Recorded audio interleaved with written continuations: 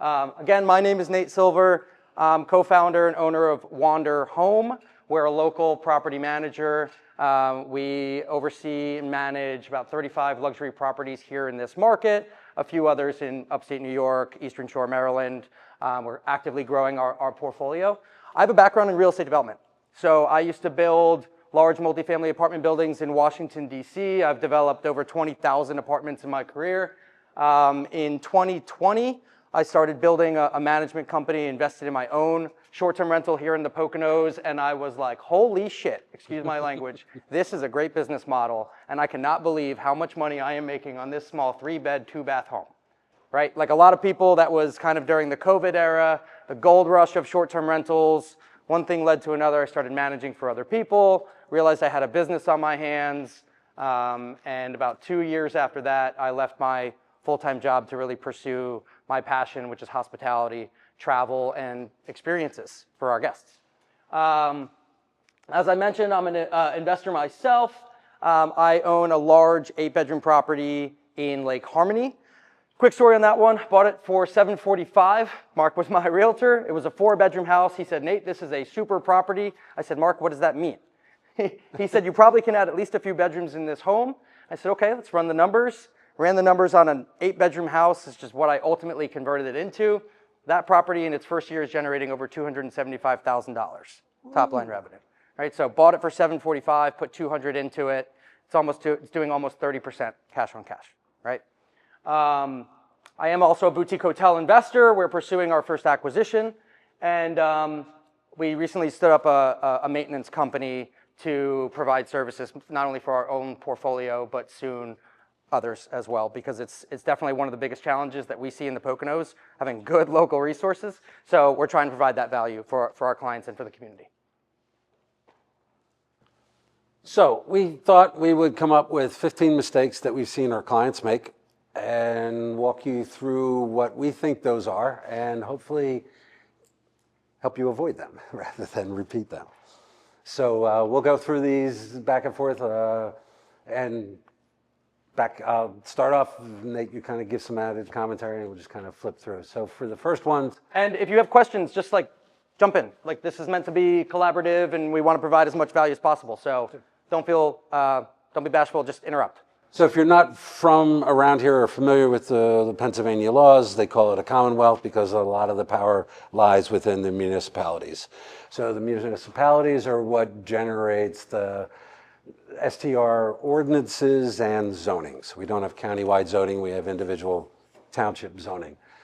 So first and foremost is the township got a rule that says zoning use of a home as short-term rental, is it an exception? And therefore, is it governed by zoning? And if it is governed by zoning, where can you zone in a particular district? So we've got residential districts, industrial districts, agricultural districts.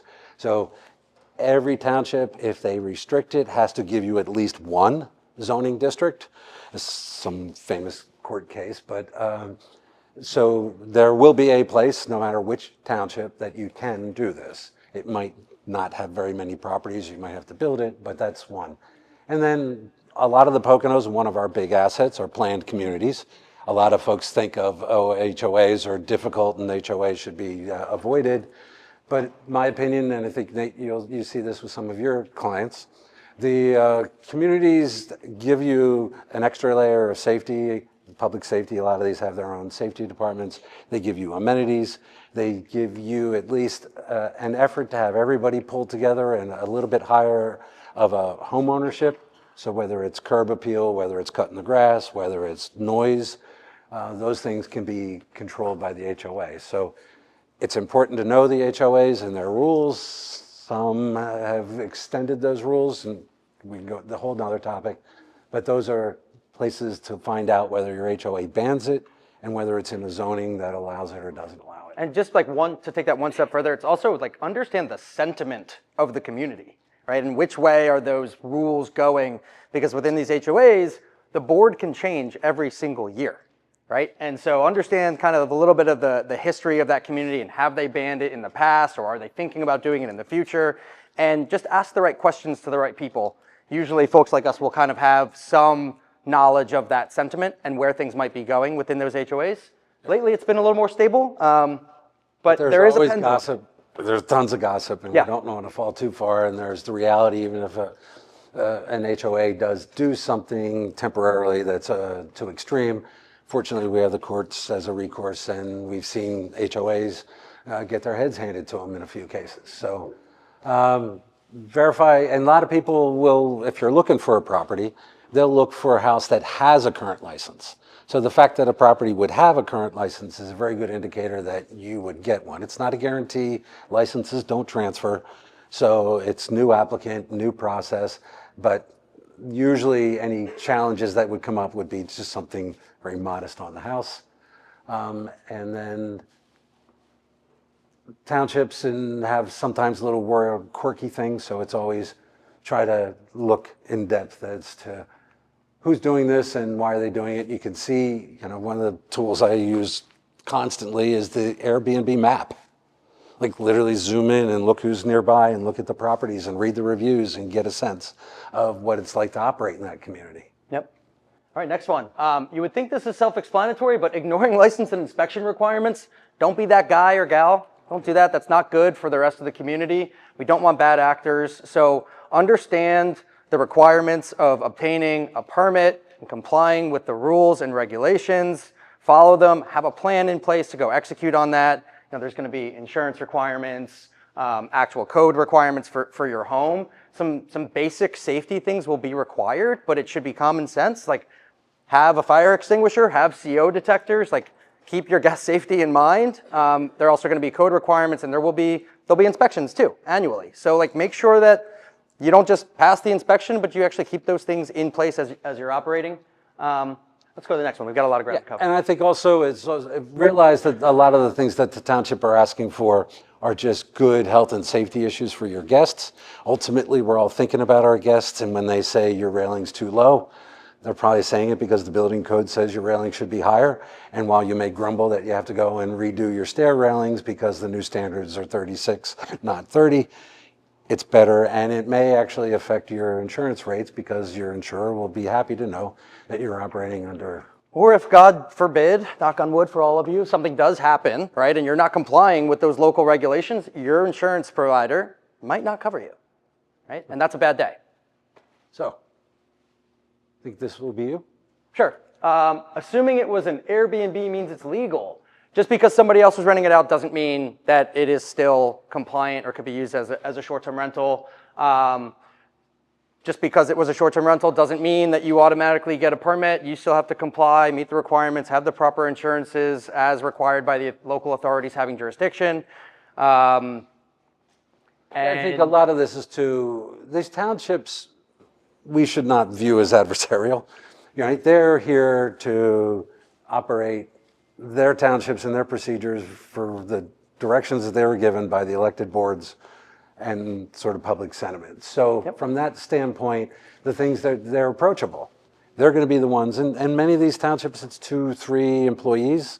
One may go out into the field and do inspections, one may do the office compliance and the like. There may be one person that's code enforcement. So you're small towns with people that want to be treated with respect. If you make an appointment with an inspector, show up. It's the basic courtesy of anybody and who's got your fate in their hand. You want to take this one? Overpaying without planning for an appraisal gap. I should probably grab this one. Yeah, you should. Go ahead. If you were sort of earlier discussion we had with the realtors, if you're buying and you're going to finance, there's clearly a gap that exists for properties that are successful short-term rentals versus ones that are just similar houses. When you go and get financing, the amount that you borrow is based on an appraiser's view of the value of the home as real estate. So if a house next door has $100,000 worth of furniture and upgrades, and you're buying the house next door to it, then you got to figure that that house is inflated price. And then when the mortgage company comes and says, what are we going to lend on? They can't attach the hot tub and they can't attach the painting and the mural on the wall. So they're not going to give you value for that. So don't think that just because there's cheap houses in the neighborhood that the house that's for sale is not justified. And I think that's part of this idea that there is and it's growing these days, an ongoing appraisal gap between those properties that are turnkey STR, that have a license, that have a demonstrated history, that have an Airbnb listing with good reviews. You're going to pay a premium for that. Yeah. In other words, where you come in to get them into something that can win. In other words, it's a residential property, right? It's valued as a residential property based on comparable properties. Doesn't matter if your 4-bedroom home is making $1 million or $100,000 in revenue. That's not going to drive the value. The value will be determined by an appraiser, because it's residential, based on those comps. And if the appraisal comes in and it's lower than what you're willing to pay for the property, plan accordingly. You might have to come with extra cash or figure out another way to finance it, right? Maybe you're going to do a different loan structure, a DSCR or something like that, that will actually take into account the revenue for the property. Or you overpaid anyway, and there's, lo and behold, it wasn't as nice as you thought it was. And on the flip side, when you exit, it's the same equation, right? Because someone is still buying and that property is going to be appraised via that same methodology, not based on what you're making. They might be willing to pay a premium for sure, but it doesn't operate like a commercial asset would, an evaluation of like a business based on a P&L. It's really based on comps. So AirDNA, Airbnb, past rental history, all that driving your decision This is great. making. This one's super important. Know your numbers, right? Do your homework. Have a plan. Understand the data. Use things like AirDNA, B&B Calc. Look at your competitors, right? Figure out how you're going to position that property before you dive in, right? And don't force the numbers to work. People do this all the time. They're like, I really like this property. I want to buy it. I ran the numbers. They came up short, but I think it's going to do a lot more. No, don't do that. Be conservative, right? So really know your numbers and then approach it with a conservative lens so that you have cushion. There's always things that people don't anticipate, like utility costs or when the HVAC goes down or a roof replacement or whatever it might be when you have that big expense. So underwrite and analyze your properties with some cushion. Right, and people are selling the home for a reason. And so just think of yourself, why are they selling? And as a realtor, I get all these questions. Well, tell me the story. I'd like to know the story. Is there truth to what they're saying? And, was that all buyers are liars and sellers are criers or one of those? But it is this notion that we're trying to trust the previous owner to sell us a house that has had business performance. And so does the past performance count? So many people would say, I got a report from Airbnb and it says this property made this amount of money. Did it? Right? I think, or did my Uncle Gus come and rent the place and then I paid him on Venmo? Yeah. Airbnb thinks I rented it and I could launder money that way, in a sense, to ramp up my numbers if my intent was to sell and be deceptive. So all we're saying is we don't think there's a lot of that going on, but any numbers that you see, both overly optimistic as well as very pessimistic, are just good indicators. Take it as a data point. Analyze what you do that way, because there are people who are selling because they were just bad hosts.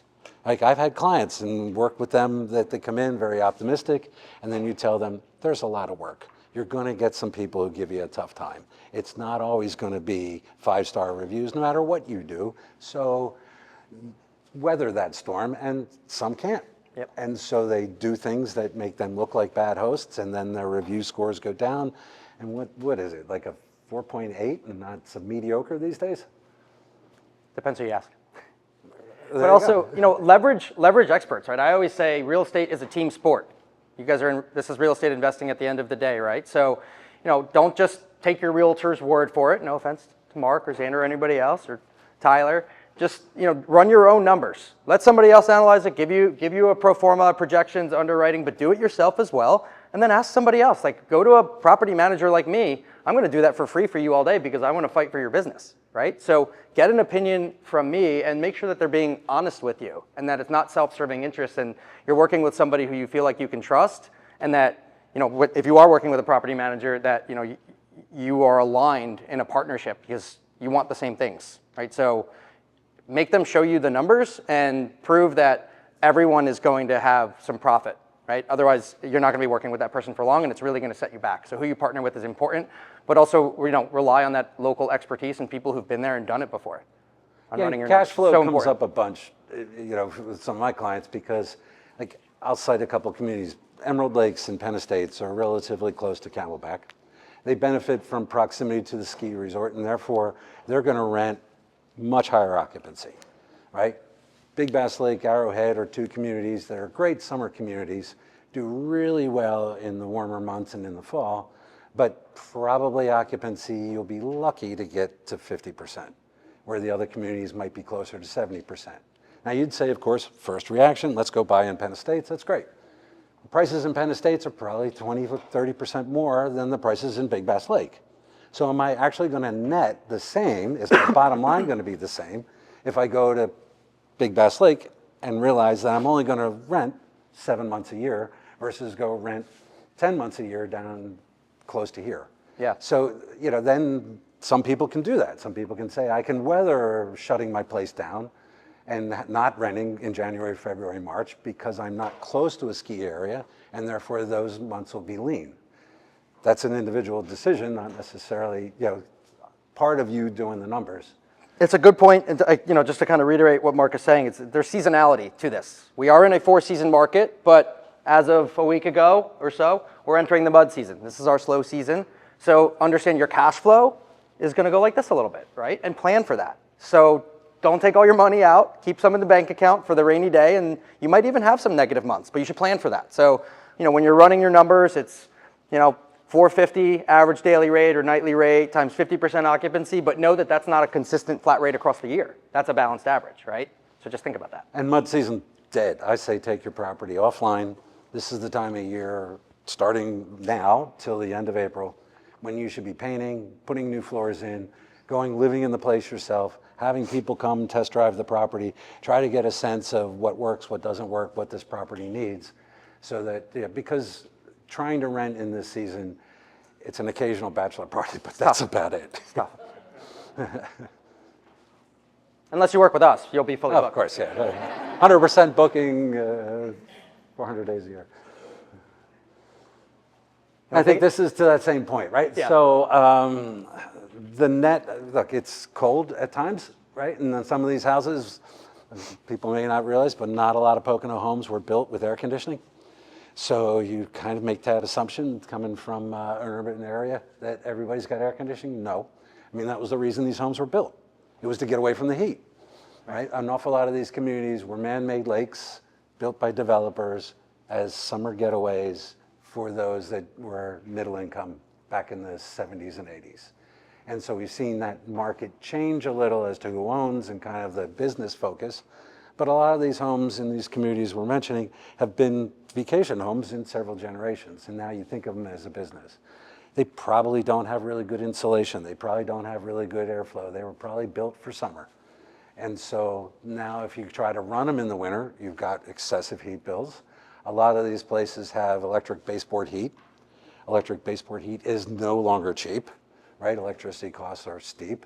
So then you try to figure, well, I could be paying, even for a 1,500 square foot home, I could be paying $800, $900 to heat the place in January, and that clobbers your butt. This can make you or break you. Utility costs in the Poconos, through the roof. $1,000 a month, $1,200 a month, $1,500 a month, not unheard of, especially for a larger home. So think about the systems that you have in your house or the house that you're looking to buy and what that's going to be, or do you need to modernize those systems? Do you need to install smart MISA thermostats for those baseboard heaters so you can control the temperature remotely and thereby control your utility costs? Do you need to take those out altogether, put in split systems or central air, which is going to be a lot more efficient? Fireplaces, propane versus electric, things to consider to control those costs, right? And the investment you might want to make up front, and you need to include it in your underwriting to reduce your operational expenses going forward. And a lot of the older homes in some of the vacation communities, I get this as a realtor, and it's, all right, well, give me that list with the utility companies on it. I'm like, PPL, the electric company. And PPL. We don't have water. It's well water. That's powered with electric. We don't have sewers. It's septic, so you don't have that. We don't have piped in gas. We might have some propane. You might use propane for a stove or a supplemental heater, but that's on your own. That's not necessarily a service that you carry over. So I think that you also want to factor in, because I get a lot of clients who say, I want public water and public sewer because it mitigates risk. Okay, a sewer bill is probably $1,000 or $1,200, and emptying your septic tank, even if you do it aggressively once a year, is $400. Is that peace of mind worth $800 a year? Right? Public water, okay, yeah, you have a risk that your pressure tank is going to fail or your well pump's going to fail, and that happens every 20 to 25 years. So can you take that capital cost, amortize it, put it into a capital fund, or you just sort of factor in that I don't have a water bill, and that might make a place that's on well more attractive as you're doing your numbers. And just, I want to backtrack for a moment on the underwriting, because I think knowing the numbers and getting dialed in on that is so important for being successful, because it's all about the buy, right? You make a good buy, you're going to be successful, even if you can operate moderately well. But understanding not just your utility costs, but this is like super important. A lot of people don't know that if you're using AirDNA to look at your revenue potential, that includes income from cleaning. So you have to back that out of your numbers. It's not true revenue, right? That's a pass-through revenue that has an expense on the back end of that. So think about that and make sure you're accounting for it when you're running your numbers. And the same goes with utilities, and then also HOA fees.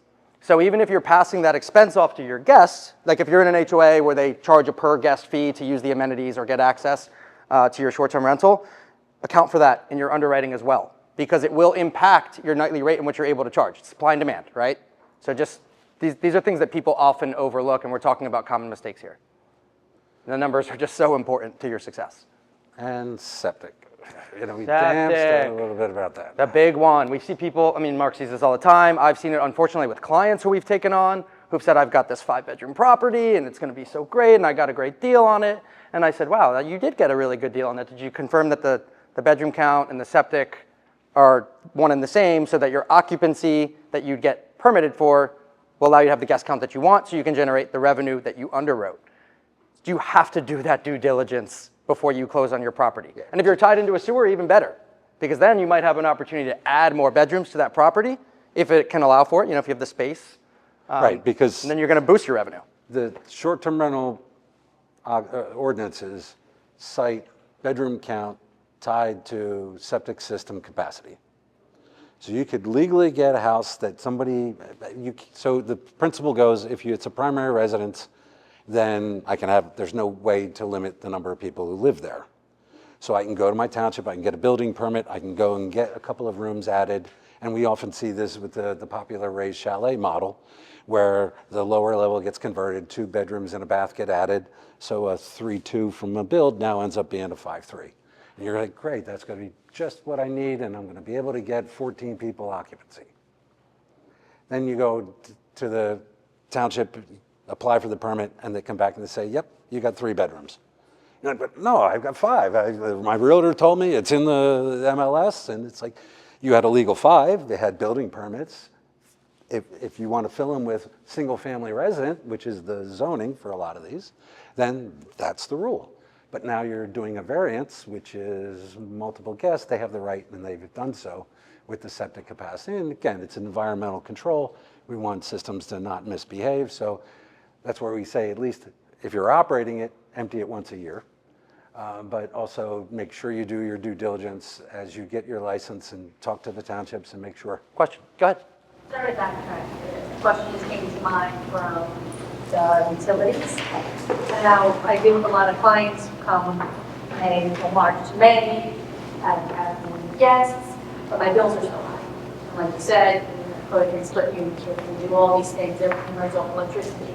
But how can I assure them that the bills over the month are slow and the bills are so high and it's not just, who knows, that you're still going to come out good come after May or into the other months. Those are the months that, like you said, that make or break it. Those are the months where they're like, hey, I don't want to do this anymore because I'm paying more, but I'm not going to be able to.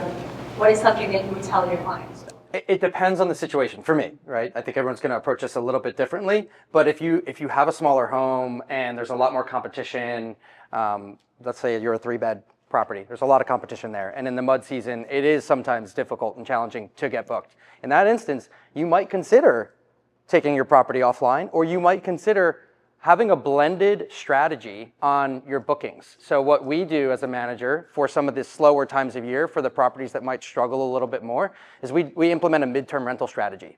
So what that means is like an extended booking.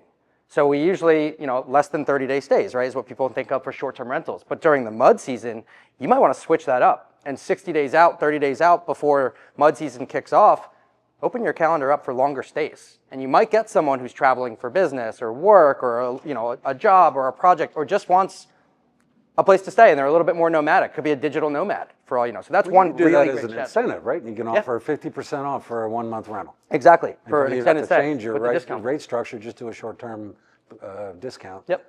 I think the other thing, and I'll lean heavy again into this concept of an outage, is that mid-March to late April, I recommend my clients take the property offline, and that's when you do capital improvements. Yeah. So that's the time that, as to steal the phrase from somebody else, be your guest, right? Stay in your place. I've got our vacation home, but if you live in the house and you go under the sink and you grab a pan and you're like, ew, right? That's not what you want as a host. But would your cleaner constantly be reminding you that, oh, your pans are beat, or, oh, the toilet seat's loose, or, oh, those little maintenance things that maybe you don't get to? If you bake into your operation this annual outage, it's almost like the electric companies do when they take a power plant down for outage. Yeah. It's like you check everything, you inspect everything, you maintain everything, and that's what I think the mud season's perfect for. Yeah. Yeah. Hey. But don't turn your heat off. Yeah, don't turn your heat off. That'll be a lot more expensive in the long run. Was there? Yeah. Here, back here, but the tax records do not indicate the correct bedroom all the time. Right, not always. Yeah, because when they did the reassessment, people were asked to say how many bedrooms they had, and they said, oh, we have 5, and it doesn't match the septic. Right, and real estate listings sometimes have their own interpretation. Yes, so I think the size of the septic for short-term rental, but even in real estate terms, that there is some discrepancy at times between the county tax records and the municipal definitions.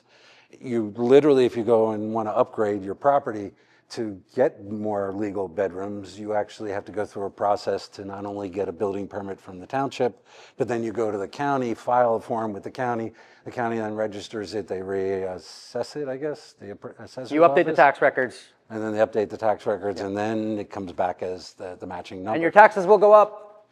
Yeah.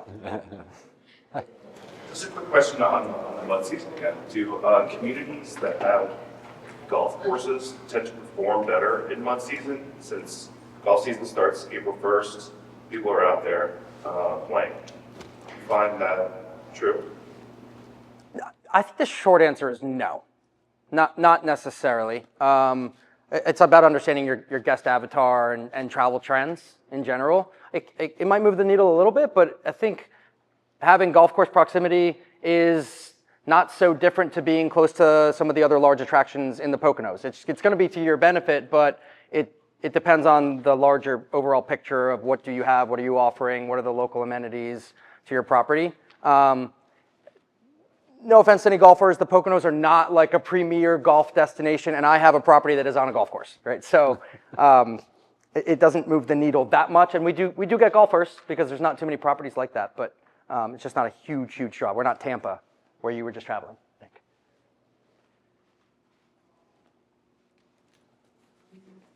Overlooking well, I touched on this one already, Yeah. So let's skip it. But I think let me just come back to keep an eye on your boards. And the gossip that comes out of an HOA, and sometimes even rulings that may seem like they come out of an HOA, may be a little premature. Your communities were all founded with an original subdivision. The original subdivision had an articles of incorporation or covenants or some document that essentially gave you rights. Xander. Those property rights were declared there, and then as time goes on, the boards interpret things, they put things up for resolution, that people vote on them. Maybe they weren't allowed to do that, maybe some of those things took place, and then of course following that are rules and regulations which get interpreted by administrations. So some of the things that come up really aren't founded. You can get board members, and if you're an investor in a community, you should pay attention to your HOA board. Mark, we have 10 minutes. Buying for yourself, not for guests. Oh, this is great. Make sure you have a plan. for how you're gonna set up your property, but understand what you like and what you care about does not equate to what other people are looking for. You have to really understand your guest avatar. I hear this from clients all the time. Oh, well, I wouldn't want to travel with my pets. I'm like, well, but people do. Pets are part of the family for a lot of folks, right? So make your house pet friendly. It doesn't matter what you think or what you would do per se. This is hospitality. It's not just real estate. This is about appealing to other people. You got to keep that in mind. Yeah, and I think what we... I don't care if you don't like using hot tubs. Get the hot tub. Yeah, right. And I think you want to talk a little bit about the flight to quality, and that's definitely the world you've been playing in. Yeah. I mean, we're focusing on more high-end homes, larger homes. There is a race in that direction. The top 10% of properties are probably doing about 80% of the revenue. Right? Those are typically larger homes with high-end design and amenities. If that's the space you want to be in, understand your competition. As you proved with the double legal. Yeah. And then, again, toward... Yeah, this is another good one. Choosing the wrong layout. Like, you might have a 5-6 bedroom house, but if it's 2,000 square feet, you're not going to comfortably accommodate that guest count, right? So, we see houses in the Poconos that might be tied into the septic or tied into the sewer or have a large enough septic, but the house actually doesn't justify that bedroom count. The way it's actually laid out, maybe you can only seat 8 people at your dining table, but you can legally host 20, and then your listing says you have 20 people. Do you think they're going to be happy when they get there? Nope. So Poconos, as I've learned, has very much a last-minute market as destination for booking. It's not uncommon, it's maybe even average, to have your guest arrive they're booking 14 days before arrival. Right, and you look at some super competitive markets where you have to fly, and that might be a year or so. So we get a lot of last-minute surge, and I think that's toward the guest avatar bit too, is who are you renting to, and are they really price sensitive, or is it just that you're available? So pricing strategy is important. Pricing strategy is certainly understanding that the last-minute guests are not necessarily bad. They're just sometimes weather dependent. Case in point, 2025, June, I think we had 22 days of rain. Everybody who runs Airbnbs was saying June was terrible. Yeah. I don't think it rained in July, right? And everybody talks about July being this fabulous month. It was so, wonderful. Right now, we're still reasonably warm out, but there's enough snow base and from what I've heard, the Rockies are a little bit dry. And so we're seeing people fly here to ski, right? Which is a market that we normally haven't seen. But to the guest avatar, we very much have, because of our proximity, an easy way to kind of identify. And if you can build a home and design a home to a particular guest group, I think then that bakes into the whole small business you're running. Near where Nate's property is, there's this Lake Drive. And if you want to prove this out, I suggest you go over there on Saturday afternoon, just kind of go to Nick's and hang out and watch what comes in and out the door. And no doubt you'll see 12 girls wearing the same colored shirt.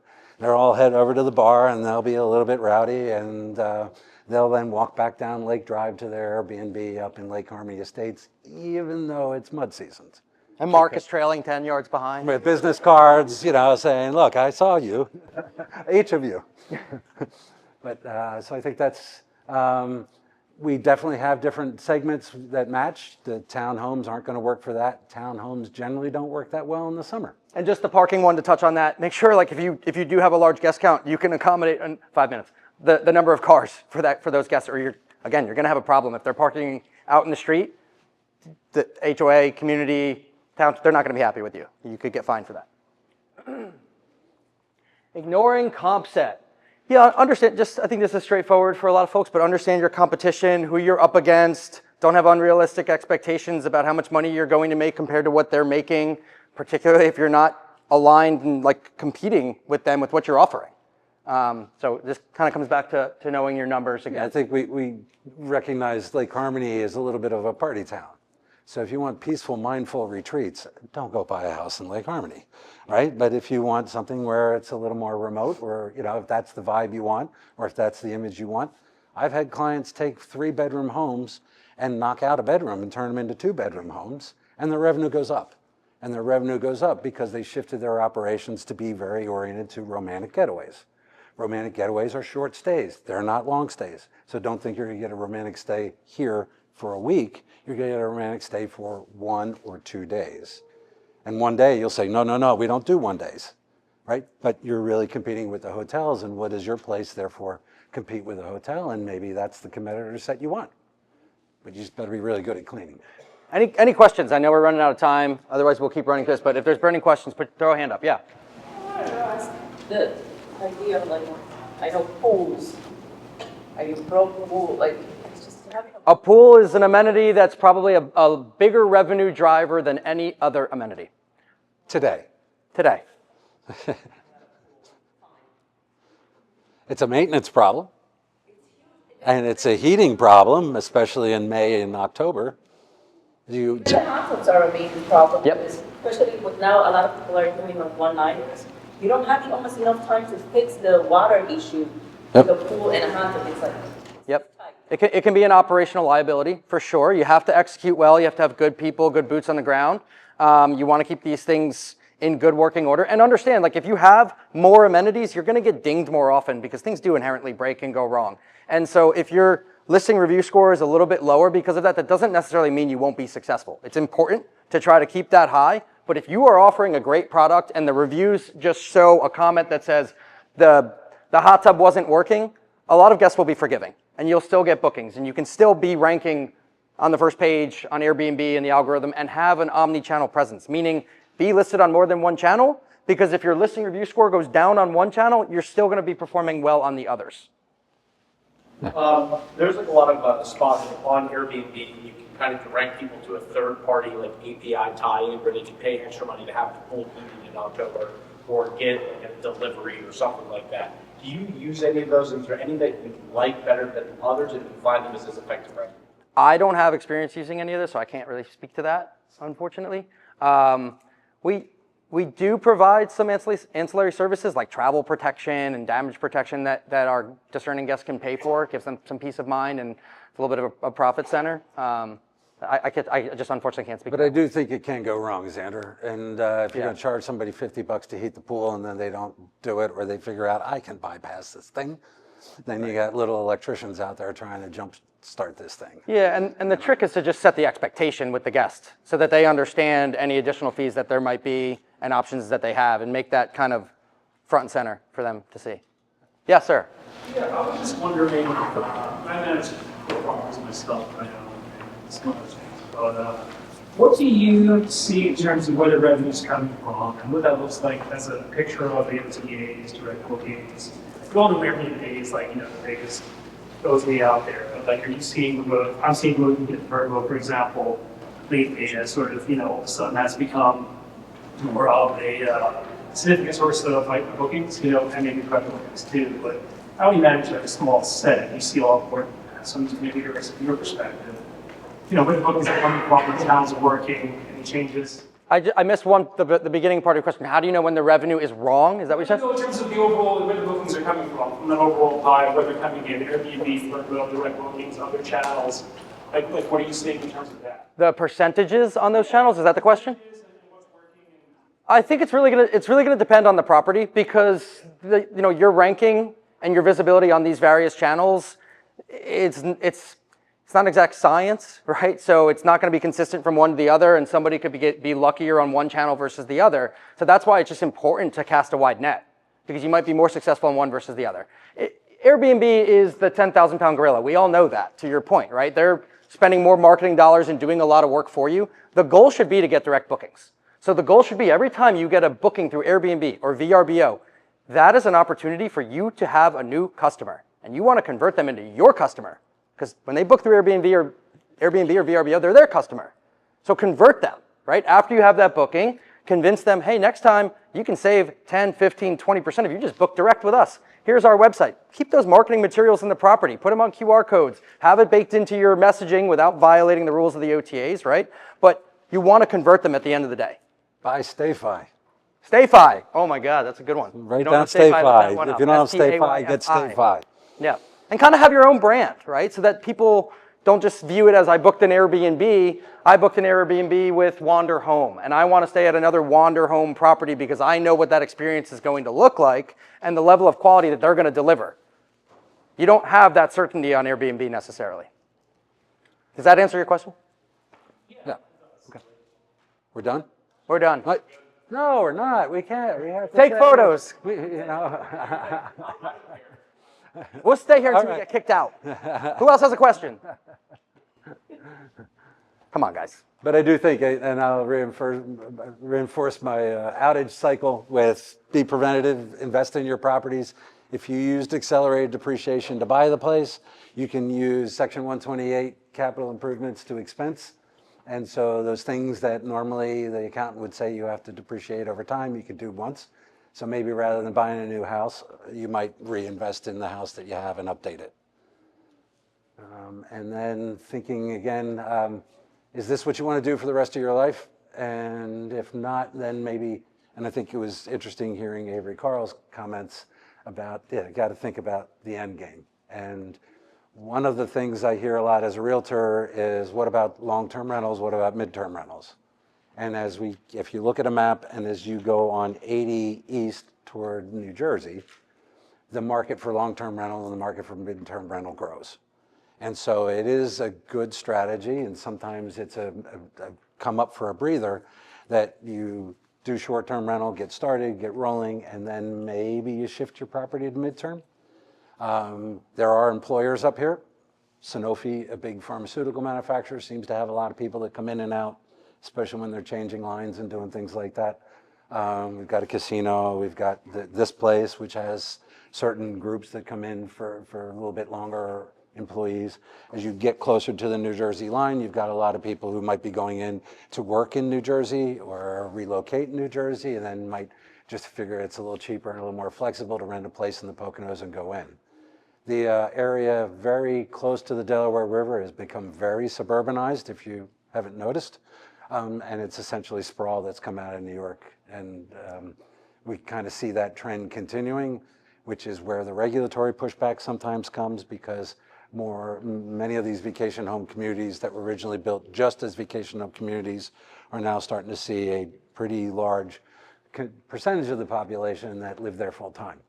And it is the full-time residents, especially the ones who are retirees, that generally don't like change and don't like out-of-towners and don't like all this stuff that's going on. Not in my backyard. Not in my backyard. Right. Hi, I heard you saying that start off with STRs and slowly get into income rentals.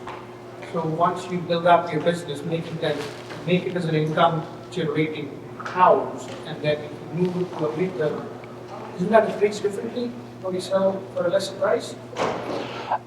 Well, ideally, if you're appraising, you're just appraising on the home value and the value of the property.